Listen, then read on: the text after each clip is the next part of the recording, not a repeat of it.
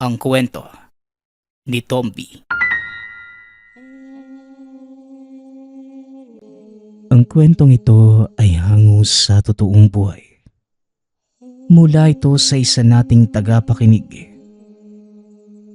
Karanasan ito ni Renan. Walang eksaktong taon. Probinsya ng Lanao del Norte. Nang mga panahong ito, hindi mapalagay si Renan. Naiipit ito sa isang delikadong sitwasyon. Nakapwesto sa harapan ang nagtatalasang mga kampilan at mga katutubong nakahandang magparusa sa kanya. Nakagapos ngayon ang mga kamay sa kawayan. Hinihintay na lamang ang pagdating ng pinuno na tinatawag nilang Datu Putong. Pare, napadaan lang talaga ako dito. Hindi nyo ba nauunawaan yun? Kung pakakawalan nyo ko, kagad din akong aalis at hindi ipagsasabi ang tagunyong tribo. Pangako. Pagmamakaawa ni Renan. Subalit walang panahon ang mga katutubo para pakinggan ang kanyang salita. Sa katunayan, dalawa silang nangaso sa malawak na kagubatan ng Lanao. Kasama dito ang tiyuhin na biglang nawala. Sa paghahanap, hindi sinasadyang matuklasan ang tagong tribo ng katutubong Maranao. May pinag-uusapan ang mga ito at nang sandaling nakita siya ay kagad hinuli. Pinaghihinala ang kalaban na nagmula sa kabilang grupo. Makalipas ang ilang sandali, dumating ang nasabing datu kasunod ang mga nagsisilbing bantay. Napalunok na lamang si Renan nang makita ang nagtataasang sibat na kagad itinutok sa kanya. Ang balitang nakarating sa akin, isa kang kalaban na nagmula sa grupo ng aking traidor na kapatid, si Alamed. Sabihin mo, ano ang iniutos niya sa'yo? Kinuha niyo na ang lahat, mula sa tauhan hanggang sa mga sandata. Ano pa ba ang gusto niyong angkinin? Wika ni Datu Putong. Hinugot nito ang kampilan na nakasukbit sa tagiliran.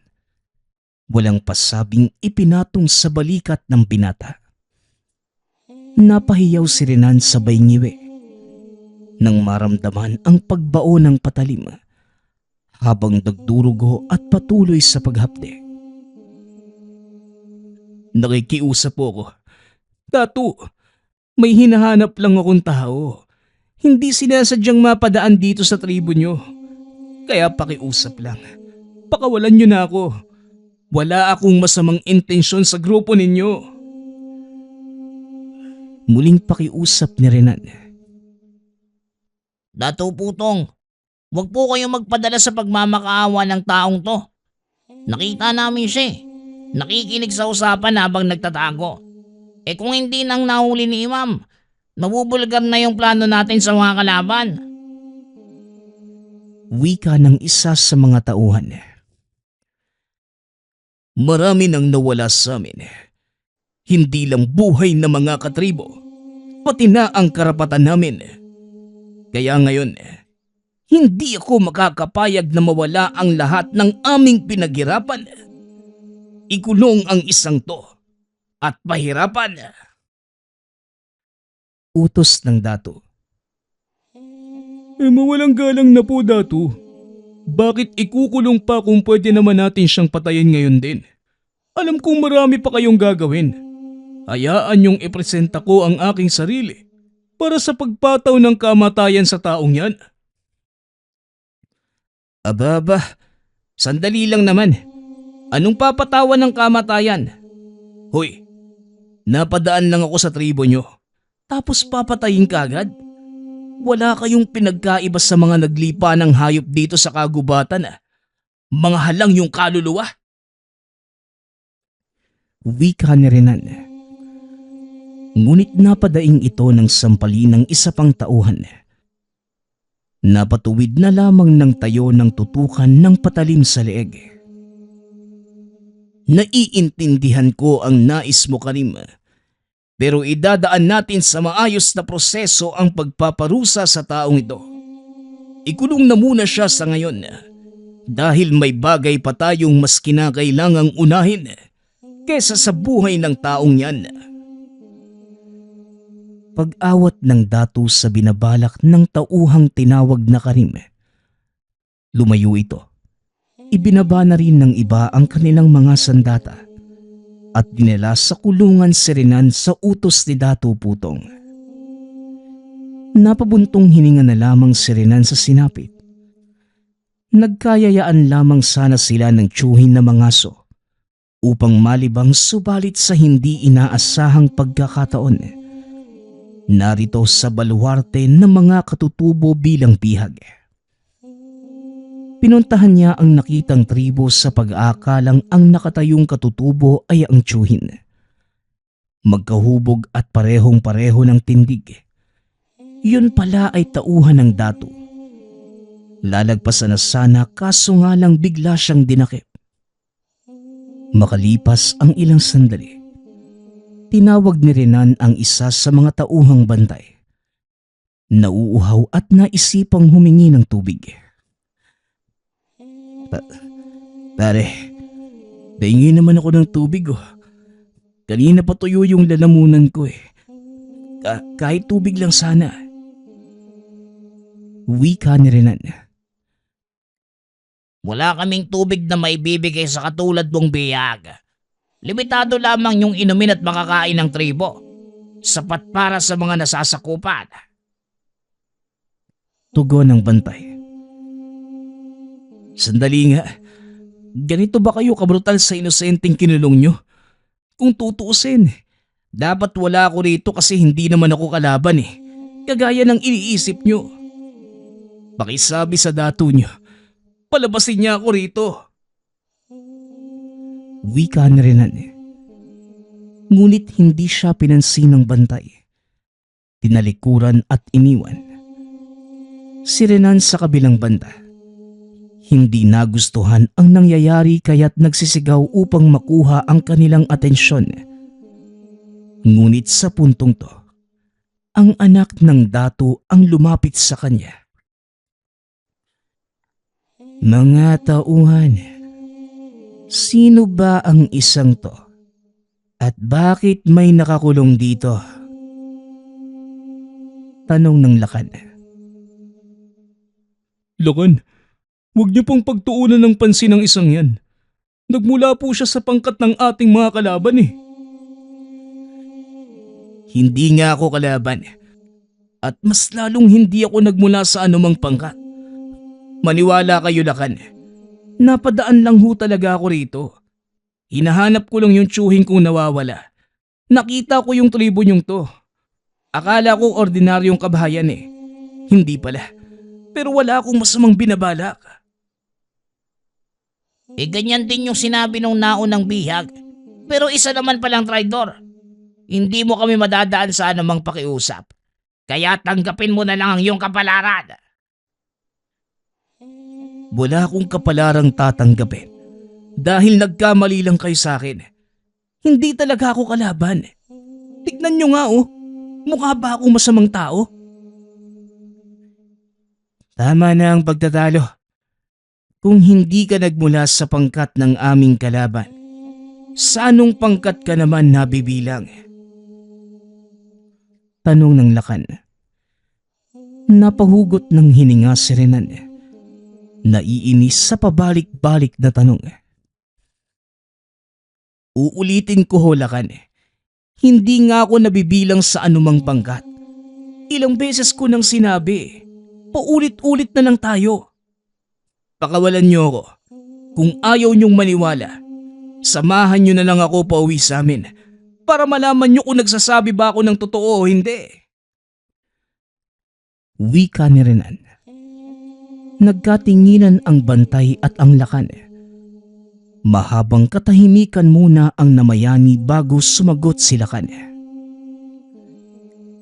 Pasensya ka na, pero ang aking ama ang masusunod. Kung sinabi niyang ikukulong ka, ikukulong ka. Kasalanan mo rin kung bakit ka pa lumapit dito sa aming tribo. Hindi mo kami masisisi. Nasa masukal na bahagi na ito ng kagubatan. Lugar kung saan bihira lamang may taong sumadya. At ang pagdating mo, kahina-hinala. Nag-iingat lamang kami sa mga kalaban. Bantayan niyong maigi ang taong ito at hintayin ang pasya ni Ama. Wika ng Lakan. Dahil sa narinig, naikuyom na lamang ni Renan ang mga kamao. Tinitigan ng masama ang papalayong Lakan. Nagpunta ito sa unahan kung saan merong barong-barong. Naghihintay doon ang iilang kasapi ng tribo. Habang lumilipas ang oras, unti-unting nadidinig ni Renan ang usapan. Tinalakay ang tungkol sa maharlikang duwende. Isa ito sa mahalagang elemento ng kultura. Subalit iilan lamang ang nakakaalam. Sa madaling salita, isa itong bagay na hindi basta-basta ipinapaalam maliban na lamang kung ikaw ay nahahanay sa mga pantas. Kahit papano, may kaalaman si Renan dito sa kadahilan ng isang katutubong Maranaw ang napang-asawa ng tiyahin.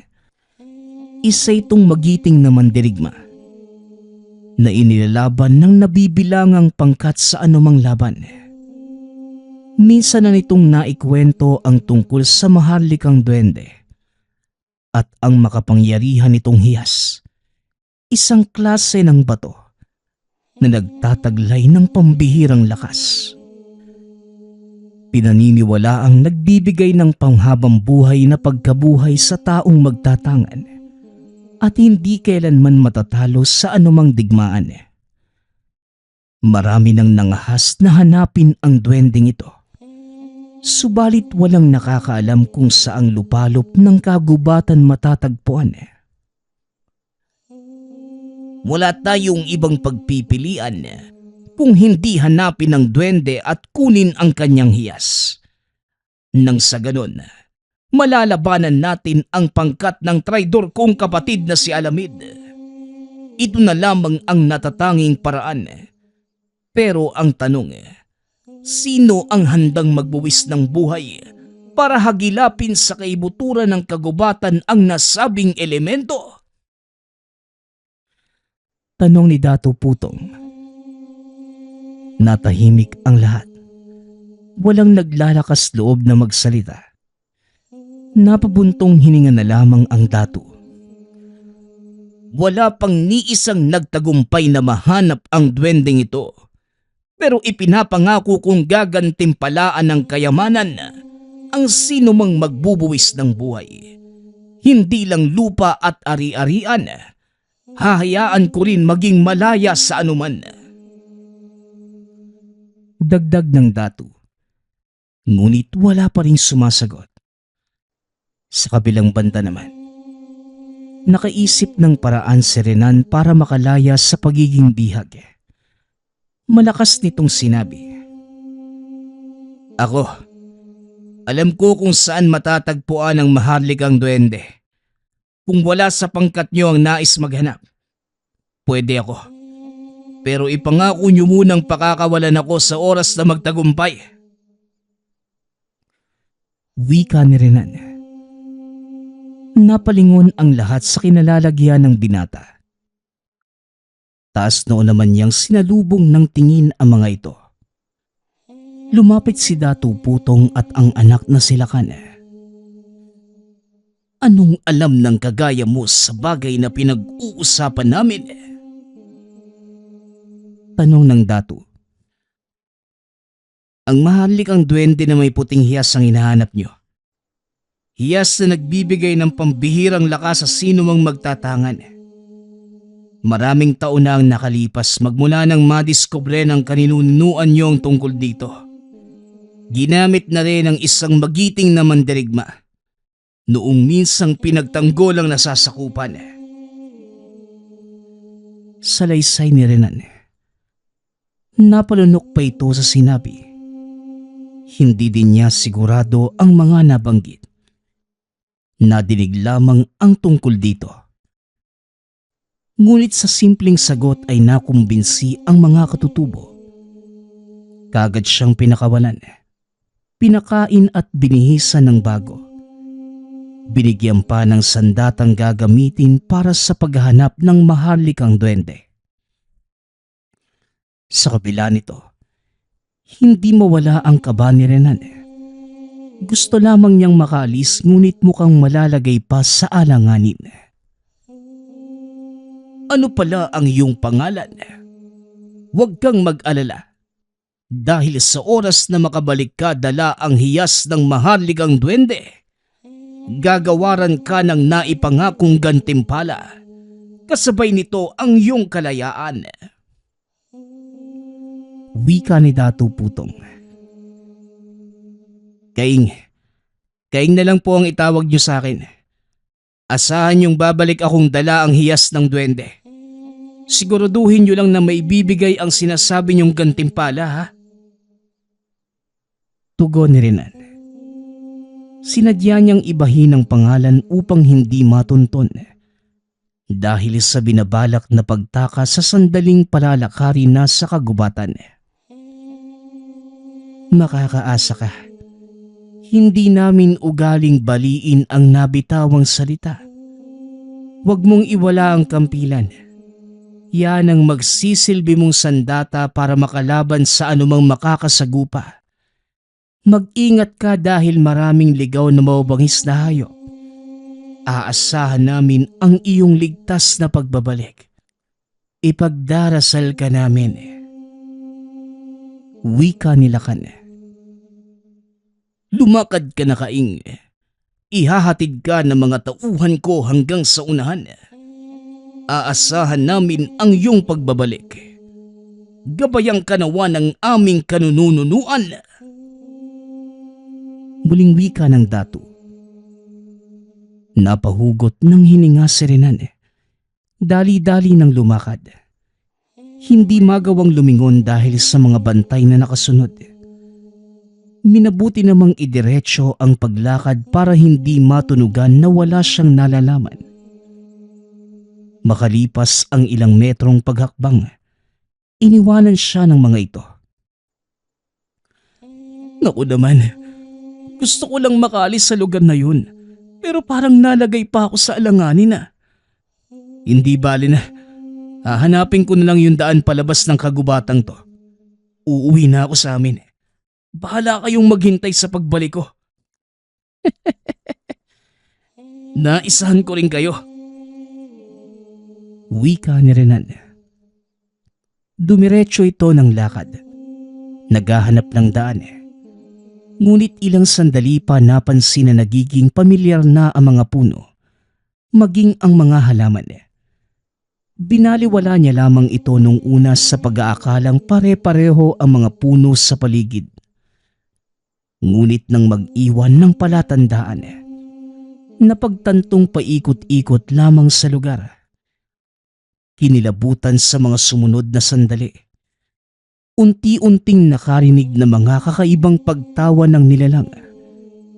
Minsan lumalakas, minsan na may humihina.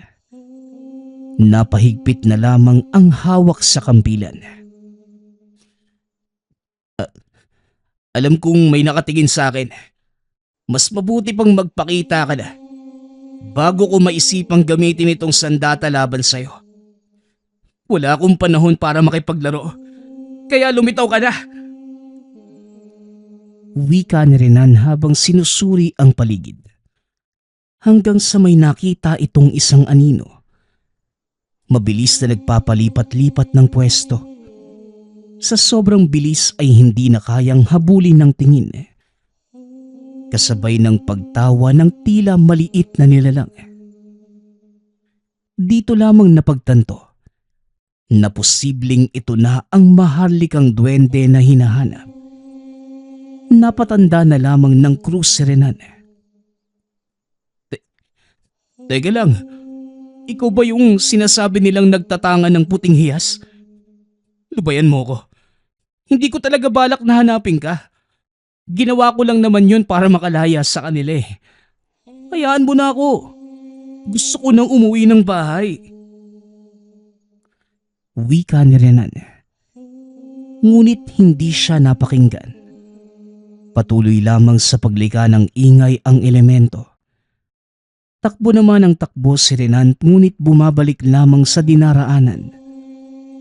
Nang makaramdam ng pagod, saka lamang tumigil.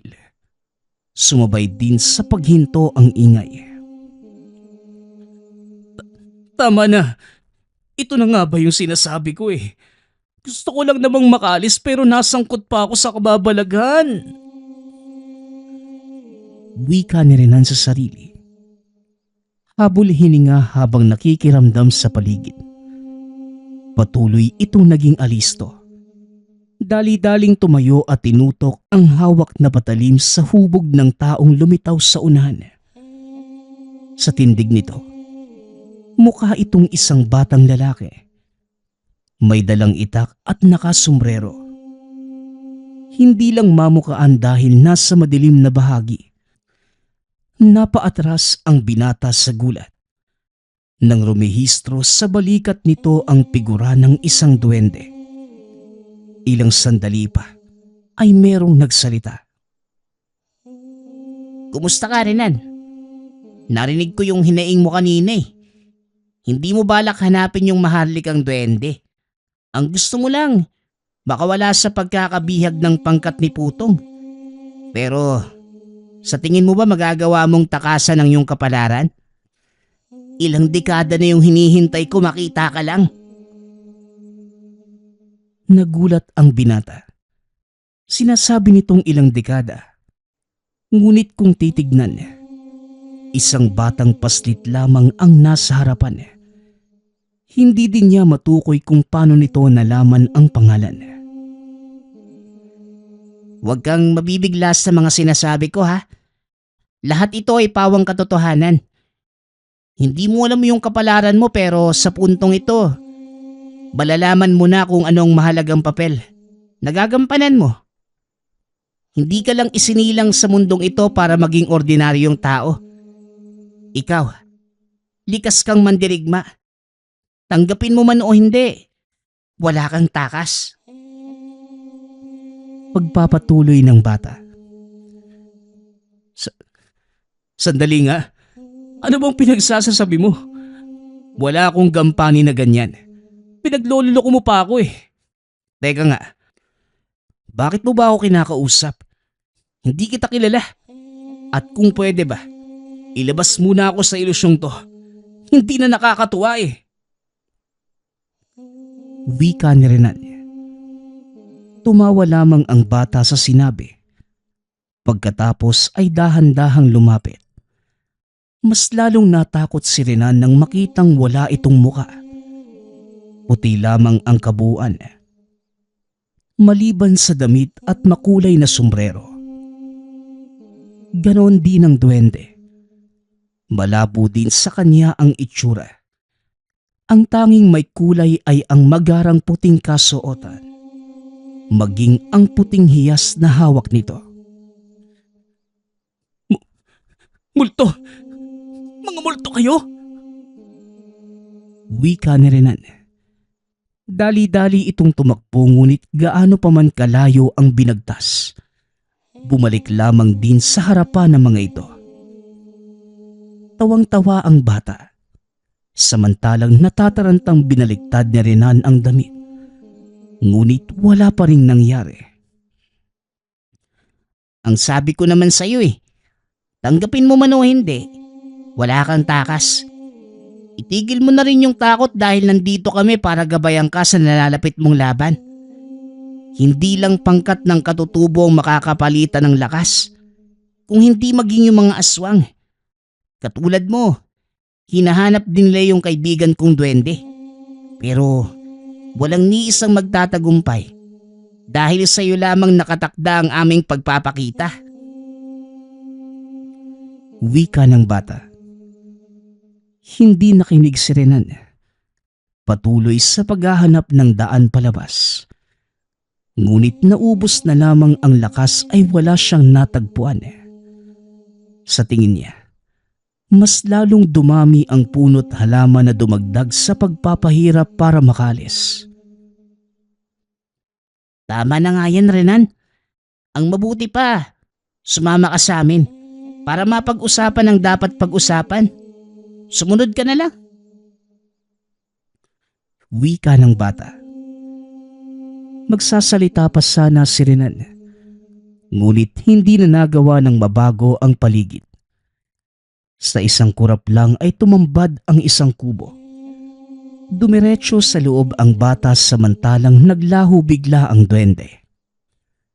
Pumasok na lamang din siya dahil kinilabutan sa paligid.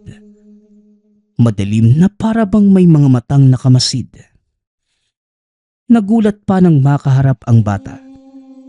Kung kanina ay wala itong muka, ngayon ay meron na. Nakangiti pa ito sa kanya. Gulat ka, no? Ganito lang talaga ako. Pero huwag ka matakot. Masanay ka na lang dahil mahaba-haba pa yung pagsasamahan natin. Maupo ka. Tsaka inumin mo itong kape. Wika ng bata. Sabay abot ng tasa na gawa sa kawayan. Nagtaka si Renan dahil wala naman itong laman. Ngunit ng lagukin ay meron. Napakunot na lamang ang noo dahil naguguluhan. Sa kabila nito, hindi rin malaman kung bakit nananatili sa harapan ng bata at nakikinig. Narinig mo na ba yung pangalang Alamid? Sa puntong to, yung pangkat niya yung makakalaban mo. Hindi siya basta matatalo dahil nalahian ng pagkaaswang. Karamihan sa mga nasasakupan niya, aswang din. Hinahanap nila yung maharlikang duwende para makuha yung hiyas at magamit sa binabalak na pagsakop sa iba pang pangkat. Wika ng bata. Paano nyo naman nalaman yung bagay na yan? Sa kasino ba talaga kayo? Nananaginip ba ako o ano? Tumawa ang bata sa kanyang sinabi. Wala akong pangalan, kaya wala akong may sasagot sa'yo. Nagising na lang ako na isang tagabantay ng maharlikang duwende. Daan-daang taon na yung aking nilakbay sa mundong to para hanapin yung itinakdang tao. Kung napapansin mo, ganito pa din yung itsura ko, no? Siguro, ito ay isa sa mga mabuting dulot sa akin bilang tagabantay. Pero, natapos naman na yung paghihintay ko eh. Dahil nandito ka na, Renan. Tugon ng bata. Ba't nakasinghot yata ng utot ng duwende tong taong to ah. Ginawa pa akong loko-loko. Sakyan ko na nga lang. Total kapag nagising ako sa panaginip na to, matatapos din naman eh. Mahinang wika ni Renan sa sarili. Ilang sandali pa, muling ipinakita ng bata ang duwende. Sa puntong yon, may nakikita na ring anyo kagaya ng matanda. Dito na rin nalaman ni Renan ang lahat tungkol sa elemento. Tunay ngang nagtataglay ng pambihirang lakas ang tanga na hiyas. Ang inaakalang kwento ay siya palang tunay. Alam mo, dalawa pa lang yung nakakahawak ng hiyas. Ilan lamang yung nakakaalam tungkol dito. Kaya ngayon, ikaw na yung pangatlong magtatangan. Handa ka na ba? Tanong ng bata. Napalunok si Renan. Hindi maintindihan ng sarili. Dahil sa halip na umayaw, natagpuan na lamang ang sarili na pinagkalooban ng hiyas. Hindi rin napansin ang bilis na mga pangyayari. Kanina kausap lamang ang bata. Ngayon ay nasa bakuran na ito ng pangkat ni Alamid. Nakita niya ang tiyuhi na bihag na mga ito. Duguan at paulit-ulit na pinahihirapan.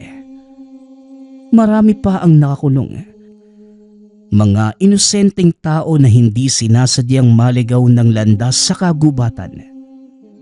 Nakagapos ang mga ito, nanghihina at naghihintay na lamang ng kamatayan. Nakatakda kang maging tagapagligtas ng mga bihag na yan.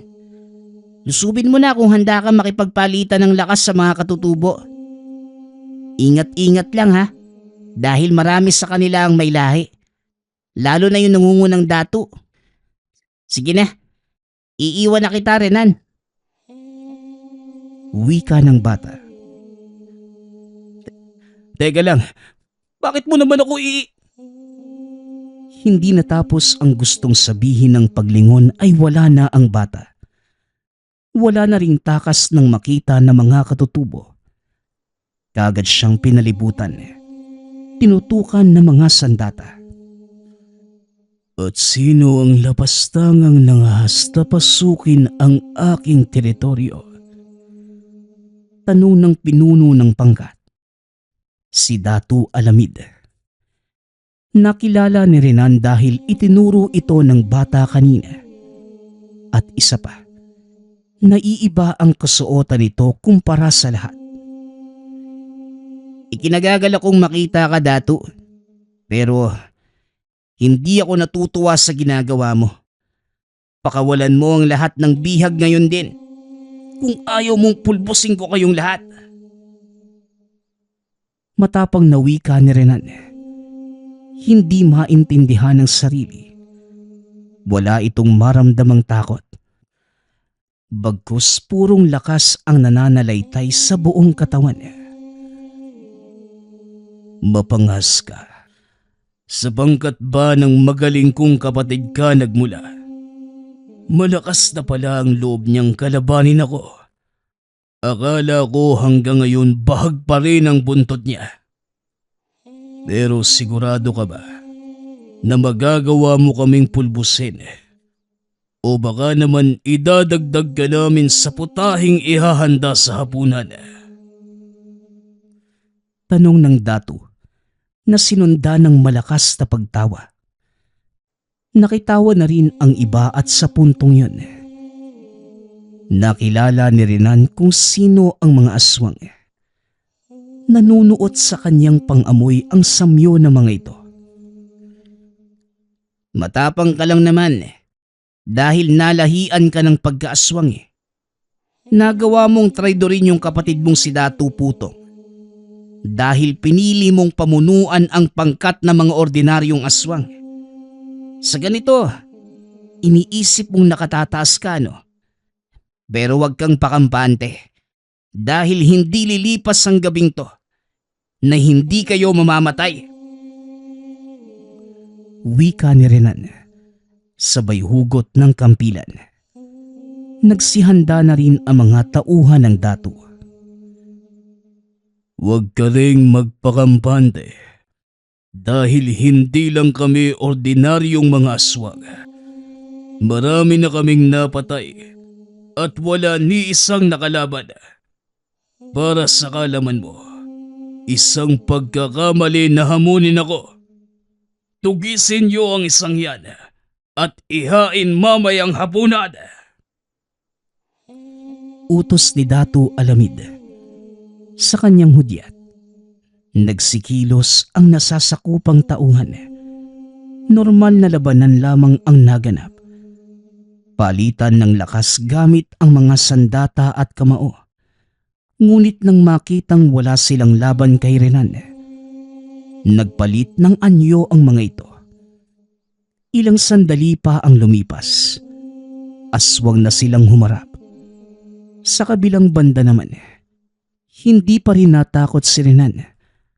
Kahit pa man kakilakilabot na ang kanilang mga itsura. Unti-unti ring naramdaman ang bisa ng hiyas. Nakikita sa isipan ang susunod na galaw ng mga kalaban. Kaya't sa huli, bumabagsak din ang mga ito. Hindi inaasahan ni Datu Alamid ang takbo ng mga pangyayari. Nasanay na sila na palaging panalo, kaya ganun na lamang ang naging reaksyon. Dahil sa galit, Humugot ng sandata at saka naghamon. Abad, matapang ka talaga. O sige, ako ngayon ang harapin mo. Magsukatan tayo ng lakas. Wika ng Datu at saka sumugod. Ngunit hindi inatrasan ni Renan ang hamon nito. Sinalubong ng atake at nakipagpalitan ng dahas. Pantay ang laban sa mga unang sandali. Hindi rin may pagkakaila ang husay ng Datu sa pakikipaglaban. Mabilis ang kilos, madaling nakakailag. Ano bata? Yan lang ba ang kaya mo? Ibuhos mo na ang lahat para maging maganda naman ang labang to. Sigaw ng Datu. Sumugod si Renan at sa gabay ng hiyas. Walang kahirap-hirap itong ibinagsak. Dumiretso ang kampilan sa sikmura ng Datu. Tumagos pa at sa kanyang paghugot ay humandusay. Nakita niya kung paano ito nagpumilit na magpalit ng anyo. Subalit hindi na hinayaan. Itinuo ng patalim sa leeg at saka pinugutan ng ulo. Lumabas ang iba pang nasasakupang aswang. Ngunit natamo lamang na mga ito ang sinapit ng Datu. Sa sukatan ng lakas na ito, ako pa rin ang panalo. Wika ni Renan habang tinititigan ang katawan ng mga aswang. Sinuri niya ang bawat sulok ng tribo. Nakahinga dahil wala nang nilalang sa paligid. Pagkatapos, binalingan ng pansin ang mga bihag. Isa-isang pinakawalan. Kabilang dito ang tiyuhin na walang malay. Marami sa mga tao ang sugatan. Makalipas ang ilang sandali, lumitaw ang bata at ang duwende. Parehong natuwa sa kanyang ginawa.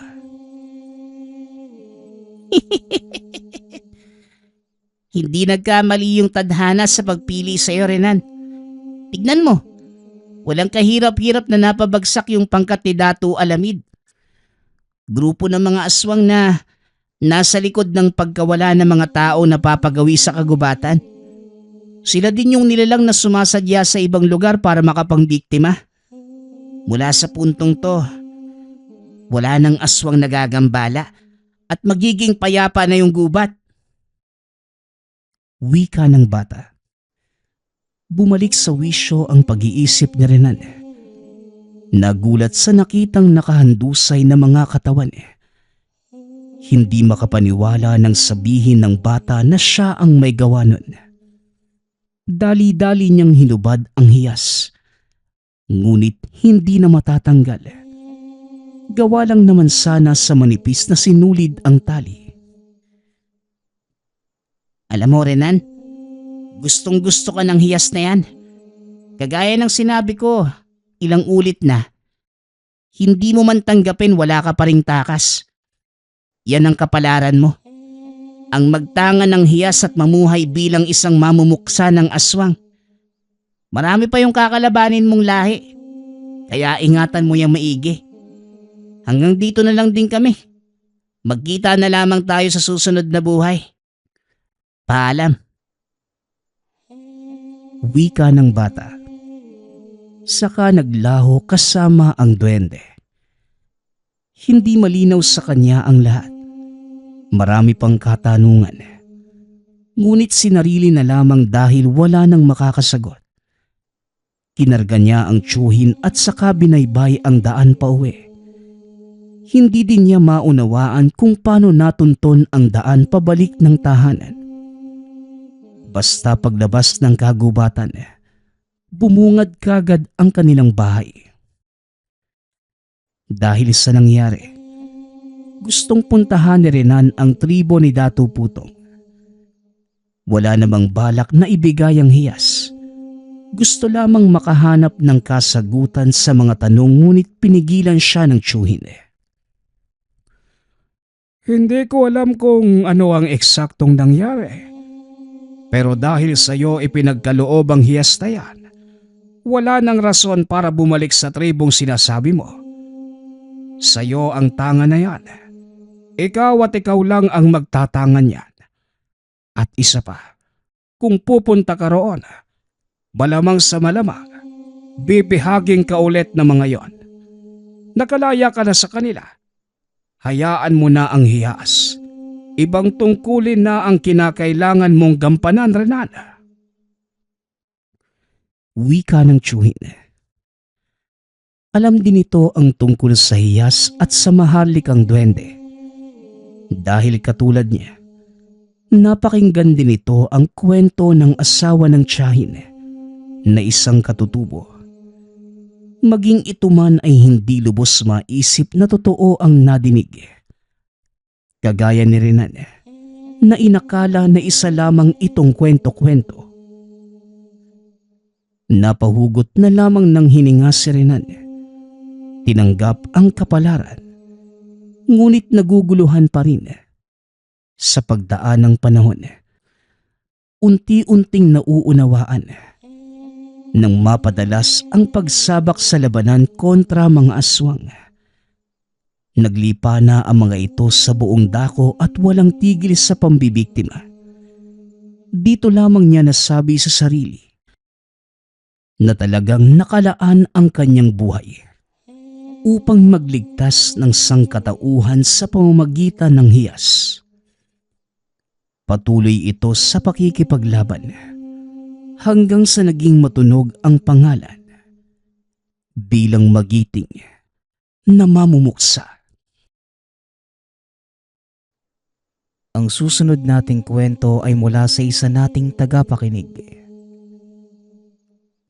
Karanasan ito ni Gabo. Taong 1970. Probinsya ng Iloilo. Ika-25 araw ng Disyembre. Isa sa pinakamasayang araw na inaabangan ng bawat tao sa mundo. Araw kung kailan nating ginugunita. Ang araw na kapanganakan ni Jesus. Ngunit ang okasyong yun, ang pinaka-iniiwasan ni Gabo. Araw ng Pasko. Alas 4 pa lamang na madaling araw. Nasa labas na ng tahanan para magsimulang maglakad. Papalayo sa sariling baryo. Labag man sa kalooban. Ngunit ito lamang ang tanging magagawa upang mabayaran ang inaakong kasalanan sa pamilya. Pagkarating sa sunod na baryo, kagad itong nagtanong-tanong kung meron bang bagong albularyo. Ngunit sa ilang taong pabalik-balik, wala ni isa ang nakapagturo sa hinahanap ng binata. Kaya naman, tuwing wala nang mapagtanungan, nananatili na lamang ito at sa isang bakanting tahanan malapit sa ilog. Dito nagpapalipas ng 2 araw, tsaka lamang uuwi ng tahanan. Samantala, tuwing nakakauwi naman ng sariling bahay, hindi naman makaramdam ng ligaya ang binata, lalo na sa tuwing nakikita ang bunsong kapatid na nakatali sa isang solidong upuan na gawa sa bakal. Kapag nilalapitan ito, napapaluha na lamang dahil puno na ng sugat ang buong katawan. Dahil sa madalas na pananakit sa sarili at may mga pagkakataong pati ang mga magulang ay nagagawang pagdiskitahan ang buhay. Sa katunayan, ilang beses na nitong pinagtangka ang patayin ang ina sa pamamagitan ng pag-ipit ng mukha nito gamit ang unan. Kaya hindi na nagdalawang isip pa ang ama. Naitali ito o minsan na may ikulong sa isang kwarto para hindi na makagawa ng ikakapahamak ng iba. Si Gabo naman bilang panganay na anak, ramdam ang responsibilidad na mapagaling ang kapatid. Lalo pat siya ang sinisisi ng mga magulang sa naging kalagayan ng bunsong kapatid. Nangyari ang lahat ng kalbaryong kinakaharap nang mailibing ang kanilang lolo. 12:00 ng tanghali, nang akmang dadalhin na sa huling hantungan ang matanda. Eksakto namang nakaramdam ng pananakit ng tiyan si Gabo. Dahil wala ito na mga panahong yun, ang bunsong kapatid ang nagboluntaryong tumulong sa pagbaba ng kabaong sa tahanan. Isa sa mga paraan para madala ito sa sementeryo, buhatin. Dahil wala pang masasakyan na mga panahong yun. Ang tahanan ng matanda ay may silong, kaya bago pa man tuluyang makababa, kinakailangang tumuntong sa 4 na baitang nagawa sa kawayan. Nang pababa na ang mga bumubuhat sa kabaong, walang ano-ano biglang nabali ang unang baitang, dahilan para pansamantalang matigil sa paglalakad ang mga ito. Hindi pa man nagtatagal sa pagkakatigil ang mga nagbubuhat, nakaramdam na ng panghihina ang kapatid ni Gabo. Dahil sa nabatid na mga kasama na hindi na niya kakayanin, minabuti nilang palitan na lamang ito. Maya-maya pa, nang makahanap ng ibang pwedeng apakan, diretso nang ibinaba ang kabaong. Samantala, nagpaiwan na lamang ang ina at kapatid ni Gabo, sapagkat hindi na nito kinaya pang bumangon. Nang maging maayos na ang nararamdaman ni Gabo, kagad nang dumiretso ng tahanan ng yumaong lolo ang binata. Dito naabutan ang ina na abala sa paghilot sa ulo ng kapatid. "Nay, ano pong nangyari?" tanong ni Gabo. Tinitigan lamang ito ng ina at sa malakas na tinig, sinabi ng ina na siya ang may kasalanan sa nangyari sa kapatid. Dahil dito hindi naman nakasagot si Gabo. Samantalang ang bunsong kapatid naman, tuluyan ang nawala ng malay. Kinarga na ito ng binata at dinala sa tahanan, para dito na lamang antayin na magkaroon ng malay.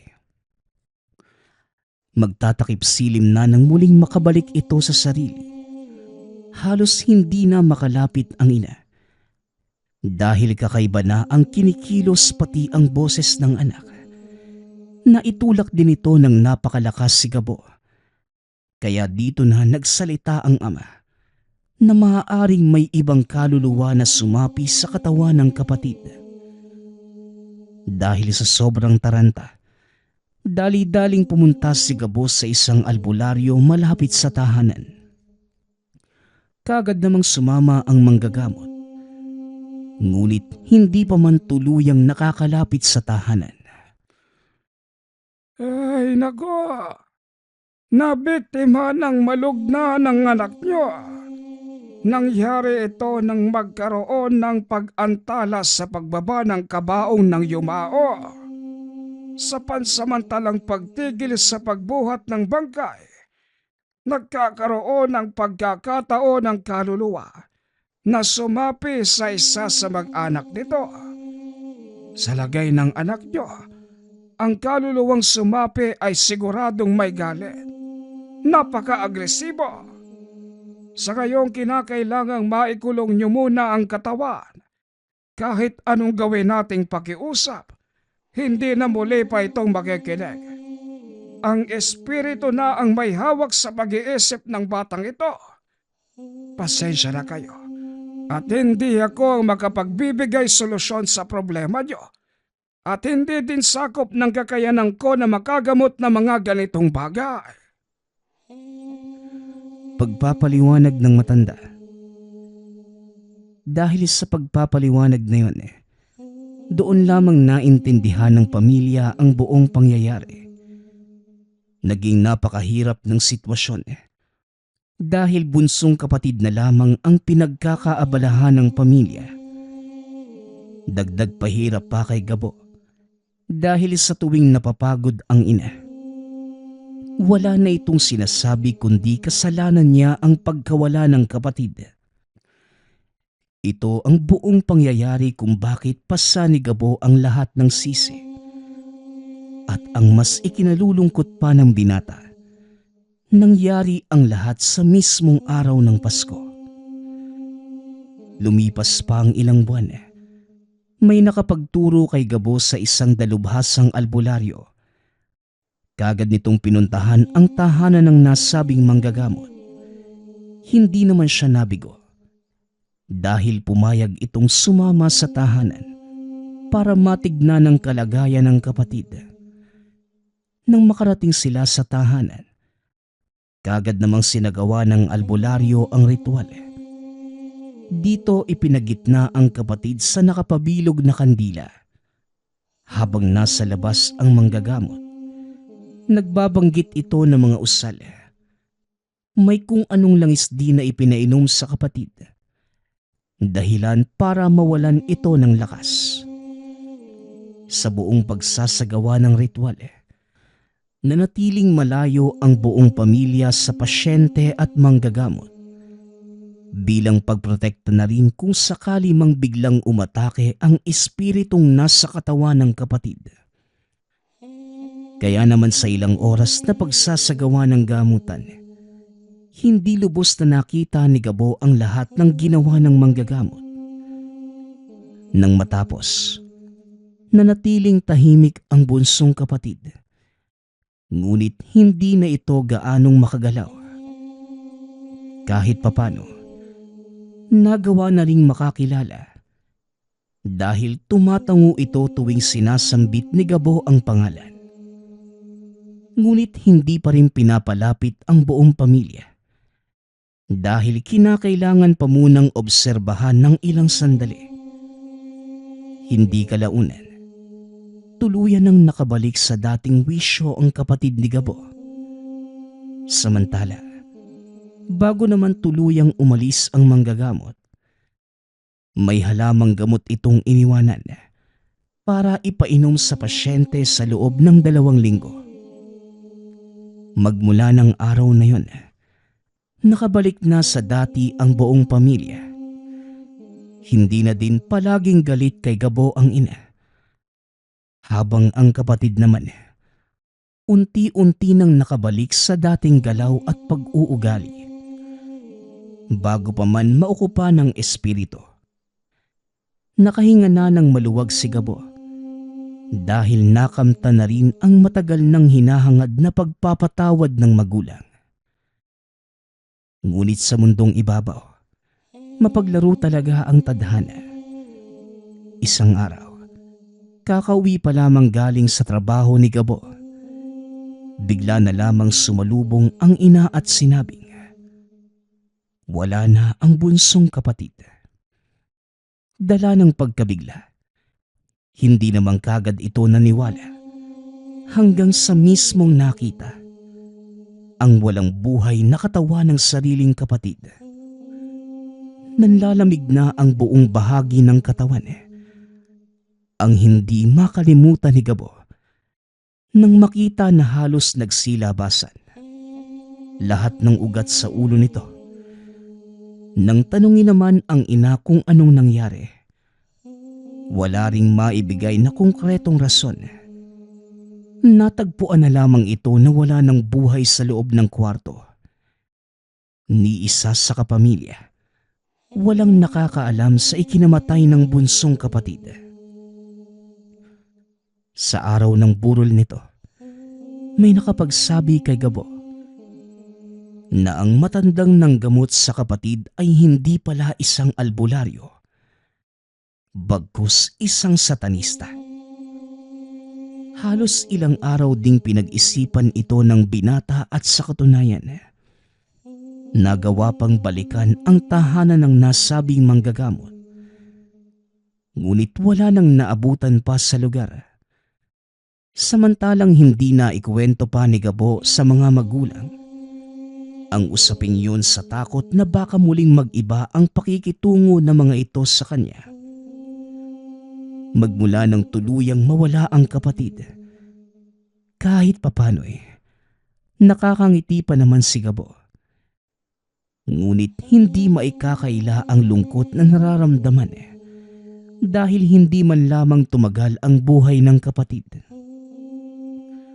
Nakakaramdam din ito ng pagsisisi dahil baka totoo ang sinasabi ng kausap. Lumipas pa ang ilang taon, kahit papano'y natanggap na rin ang pagkawala ng kapatid. Ngunit nanatiling palaisipan sa binata kung namatay nga ba ito sa sakit o kaya naman dahil sa isang maluganan.